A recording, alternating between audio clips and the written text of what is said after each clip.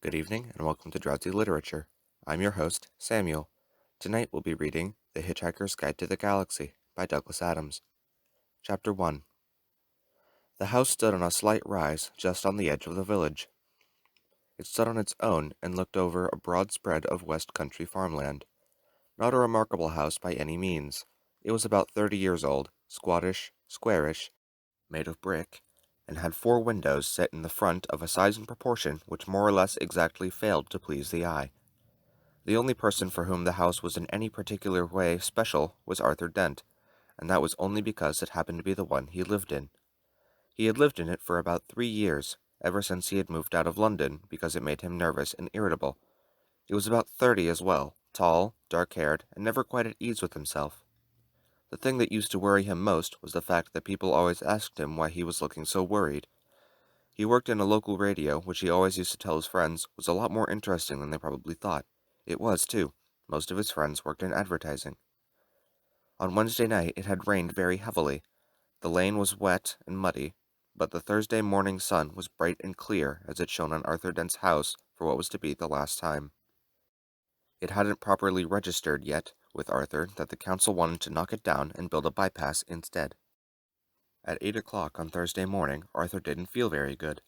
He woke up blearily, got up, wandered blearily around his room, opened a window, saw a bulldozer, found his slippers, and stomped off to the bathroom to wash.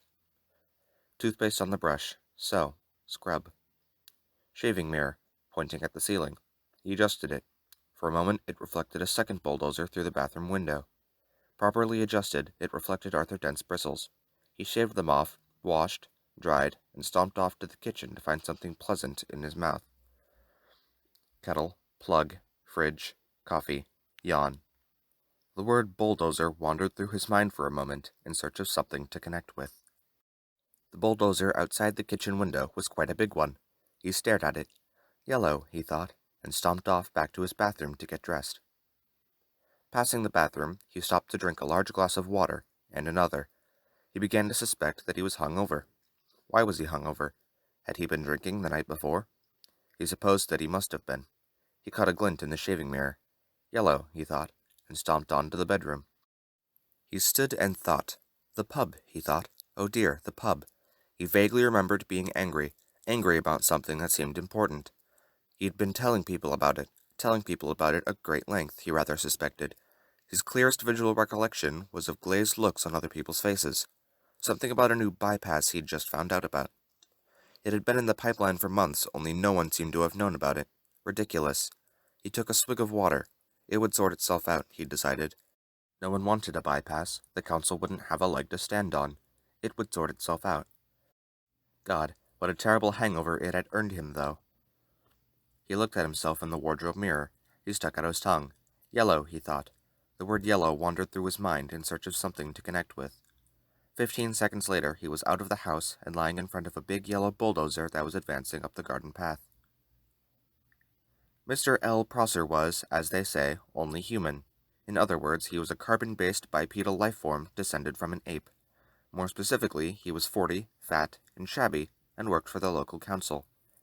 Curiously enough, though he didn't know it, he was also a direct male-line descendant of Genghis Khan, though intervening generations and racial mixing had so juggled his genes that he had no discernible Mongoloid characteristics, and the only vestiges left in Mr. L. Prosser of his mighty ancestry were a pronounced stoutness about the tum and a predilection for little fur hats. He was by no means a great warrior. In fact, he was a nervous, worried man. Today he was particularly nervous and worried because something had gone seriously wrong with his job, which was to see that Arthur Dent's house got cleared out of the way before the day was out. "Come off it, Mr. Dent," he said. "You can't win, you know. You can't lie in front of the bulldozer indefinitely." He tried to make his eyes blaze fiercely, but they just wouldn't do it. Arthur lay in the mud and squelched at him. "I'm game," he said. "We'll see who rusts first." "I'm afraid you're going to have to accept it," said Mr. Prosser, gripping his fur hat and rolling it around the top of his head. "This bypass has got to be built, and it's going to be built." "First I've heard of it," said Arthur. "Why's it got to be built?" Mr. Prosser shook his finger at him for a bit, then stopped and put it away again. "What do you mean, why's it got to be built?" he said. "It's a bypass. You've got to build bypasses." "Bypasses are devices that allow people to dash from point A to point B very fast. while other people dash from point B to point A really fast. People living at point C, being a point directly in between, are often given to wonder what's so great about point A that so many people from point B are so keen to get there, and what's so great about point B that so many people from point A are so keen to get there. They often wish that people would just once and for all work out where the hell they wanted to be. Mr. Prosser wanted to be at point D. Point D wasn't anywhere in particular, but it was just any convenient point a very long way from points A, B, and C. He would have a nice little cottage at point D, with axes over the door, and spend a pleasant amount of time at point E, which would be the nearest pub to point D. His wife, of course, wanted climbing roses, but he wanted axes. He didn't know why, he just liked axes. He flushed hotly under the derisive grins of the bulldozer drivers. He shifted his weight from foot to foot, but it was equally uncomfortable on each. Obviously someone had been appallingly incompetent, and he hoped to God it wasn't him. Mr. Prosser said, "You were quite entitled to make any suggestions or protests at the appropriate time, you know." "Appropriate time," hooted Arthur. "Appropriate time. The first I knew about it was when a workman arrived at my home yesterday. I asked him if he'd come to clean the windows, and he said no, he'd come to demolish the house. He didn't tell me straight away, of course. Oh, no. First he wiped a couple windows and charged me a $5. Then he told me. But, Mr. Dent, the plans have been available in the local planning office for the last 9 months. Oh, yes, well, as soon as I heard, I went straight round to see them yesterday afternoon. You hadn't exactly gone out of your way to call attention to them, had you? I mean, like actually telling anybody or anything. But the plans were on display. On display? I eventually had to go down to the cellar to find them. That's the display department, with a flashlight. Ah, well, the lights had probably gone. So had the stairs. But look, you found the notice, didn't you? Yes, Arthur said. Yes, I did. It was on display in the bottom of a locked filing cabinet, stuck in a disused laboratory with a sign on the door saying "Beware of the leopard." A cloud passed overhead. It cast a shadow over Arthur Dent as he lay propped up on his elbow in the cold mud. It cast a shadow over Arthur Dent's house. Mr. Prosser frowned at it. "It's not as if it's a particularly nice house," he said. "I'm sorry, but I happen to like it." "You like the bypass?" "Oh, shut up," said Arthur Dent. "Shut up and go away, and take your bloody bypass with you. You haven't got a leg to stand on, and you know it." Mr. Prosser's mouth opened and closed a couple of times, while his mind was for a moment filled with inexplicable but terribly attractive visions of Arthur Dent's house being consumed with fire, and Arthur himself running screaming from the blazing ruin, with at least 3 hefty spears protruding from his back. Mr. Prosser was often bothered with visions like these, and they made him feel very nervous. He stuttered for a moment, and then pulled himself together. "Mr. Dent," he said. "Hello? Yes?" said Arthur. "Some factual information for you. Have you any idea how much damage that bulldozer would suffer if I let it just roll straight over you?" "How much?" said Arthur. "Not at all," said Mr. Prosser, and stormed nervously off, wondering why his brain was filled with 1,000 hairy horsemen all shouting at him.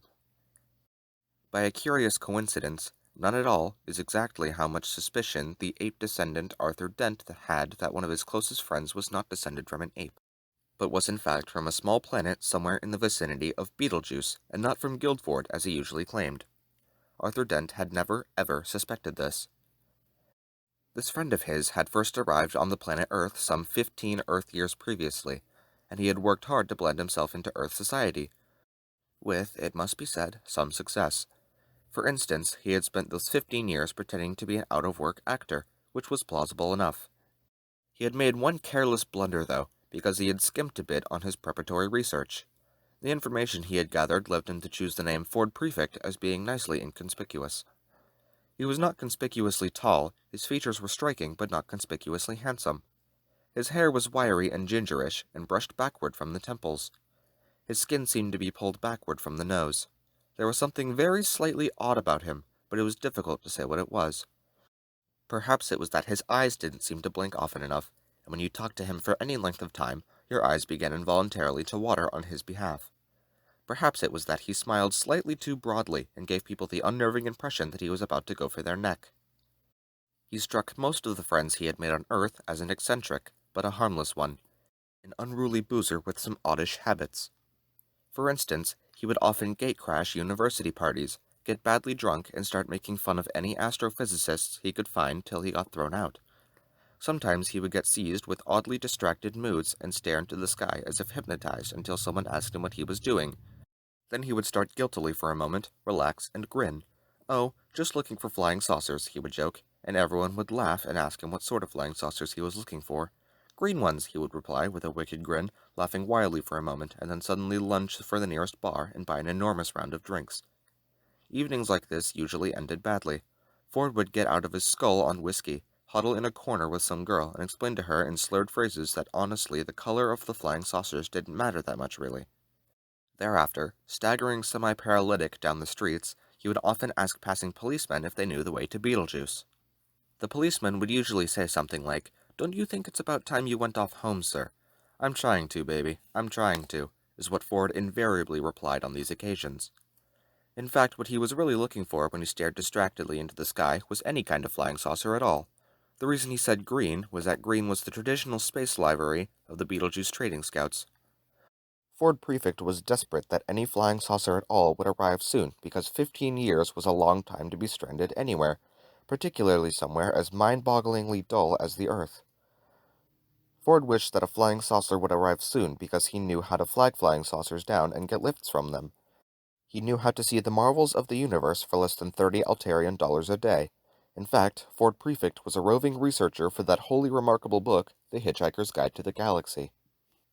Human beings are great adapters, and by lunchtime life in the environs of Arthur's house had settled into a steady routine. It was Arthur's accepted role to lie squelching in the mud making occasional demands to see his lawyer, his mother, or a good book. It was Mr. Prosser's accepted role to tackle Arthur with the occasional new ploy such as for the public good talk, or the March of Progress talk, the they knocked my house down once you know never looked back talk, and various other cajoleries and threats. And it was the bulldozer driver's accepted role to sit around drinking coffee and experimenting with union regulations to see how they could turn the situation to their financial advantage. The earth moved slowly in its diurnal course. The sun was beginning to dry out the mud that Arthur lay in. A shadow moved across him again. "Hello, Arthur," said the shadow. Arthur looked up and squinting into the sun was startled to see that Ford Prefect was standing above him. "Ford! Hello, how are you?" "Fine," said Ford. "Look, are you busy?" "Am I busy?" exclaimed Arthur. "Well, I've just got all these bulldozers and things to lie in front of because they'll knock my house down if I don't, but other than that, well, no, not especially. Why?" They don't have sarcasm on Beetlejuice, and Ford Prefect often failed to notice it unless he was concentrating. He said, "Good. Is there anywhere we can talk?" "What?" said Arthur Dent. For a few seconds Ford seemed to ignore him, and stared fixedly into the sky like a rabbit trying to get run over by a car. Then suddenly he squatted down beside Arthur. "We've got to talk," he said urgently. "Fine," said Arthur. "Talk." "And drink," said Ford. "It's vitally important that we talk and drink. Now, we'll go to the pub in the village." He looked into the sky again, nervous, expectant. "Look, don't you understand?" shouted Arthur. He pointed at Prosser. "That man wants to knock my house down." Ford glanced at him, puzzled. "Well, he can do it while you're away, can't he asked. "But I don't want him to." "Ah." "Look, what's the matter with you, Ford?" said Arthur. Nothing's the matter. Listen to me. I've got to tell you the most important thing you've ever heard. I've got to tell you now, and I've got to tell you in the saloon bar at the Horse and Groom. But why? Because you're going to need a very stiff drink." Ford stared at Arthur, and Arthur was astonished to find his will beginning to weaken. He didn't realize that this was because of an old drinking game that Ford learned to play in the hyperspace ports that served the Madronite mining belts in the star system of Orion Beta. The game was not unlike the Earth game called Indian Rustling, and it was played like this. Two contestants would sit at either side of a table, with a glass in front of each of them. Between them would be placed a bottle of jank spirit, immortalized in the ancient Orion mining song, "Oh, don't give me none more of that old jank spirit. No, don't you give me none more of that old jank spirit. For my head will fly, my tongue will lie, my eyes will fry, and I might die. Won't you pour me one more of that sinful old jank spirit?" Each of the two contestants would then concentrate their will on the bottle and attempt to tip it over and pour spirit into the glass of his opponent, who would then have to drink it. The bottle would then be refilled. The game would be played again and again. Once you started to lose, you would probably keep losing, because one of the effects of jank spirit is to depress telepsychic power.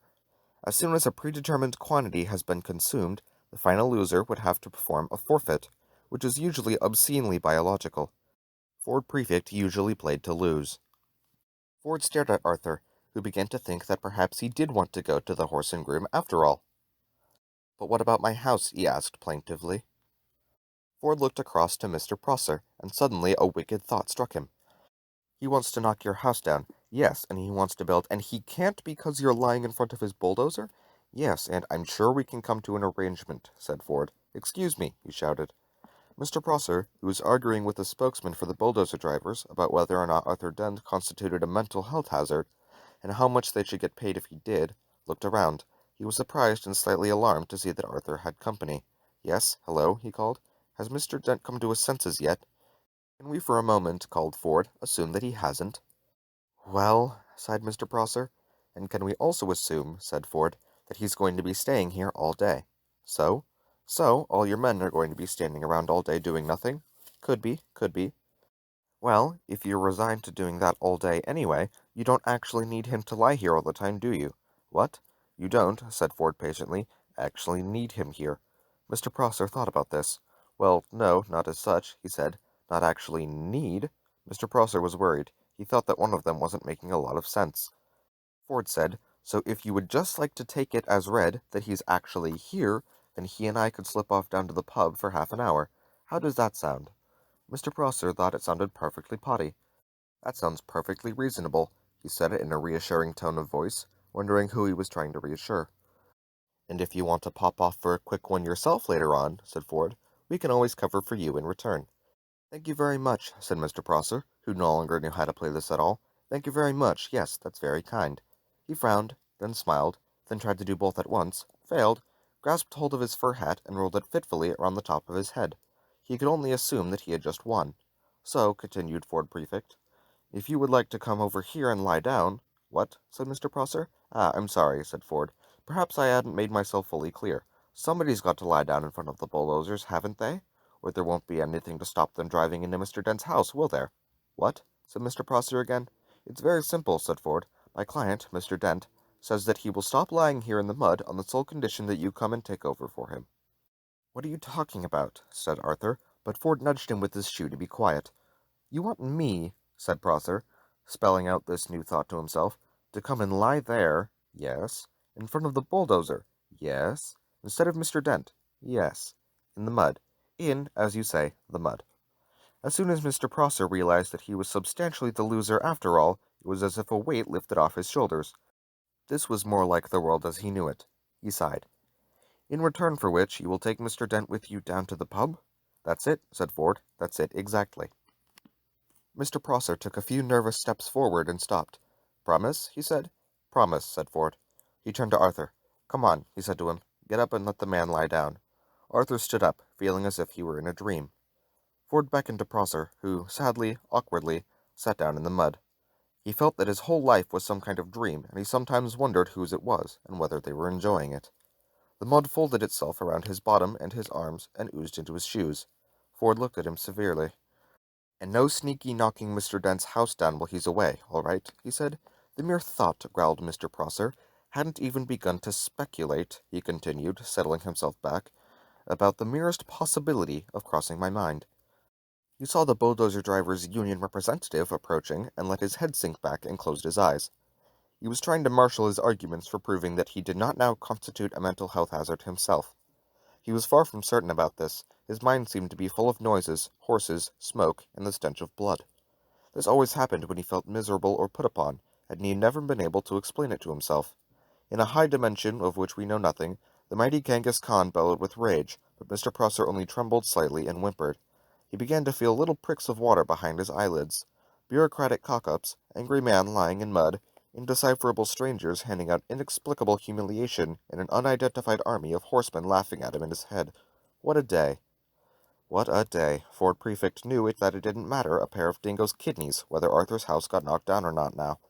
Arthur remained very worried. But can we trust him? He said. I'd trust him to the end of the earth, said Ford. Oh, yes, said Arthur. And how far's that? About 12 minutes away, said Ford. Come on, I need a drink. And with that, I think we're going to conclude our session for today. If you liked this video and want the series to continue, or if you have a recommendation for an upcoming video, let me know in the comments. The next video will be out shortly, so stick around for that. See you soon.